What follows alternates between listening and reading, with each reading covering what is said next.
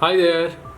So today I'm going to show you some cartoon characters which I have thought to draw for some of my projects, and please observe how I'm drawing the characters simply. So first I'll draw a fat character.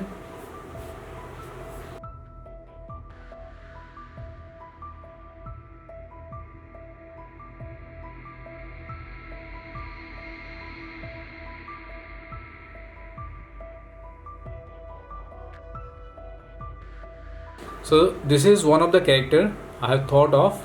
Next I'll go with the second character, and this character is little thinner than this character. So first I need to plan for the face like this.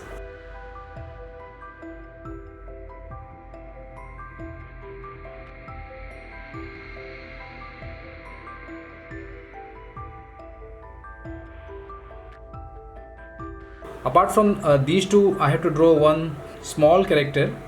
Maybe I'll draw it here. Okay.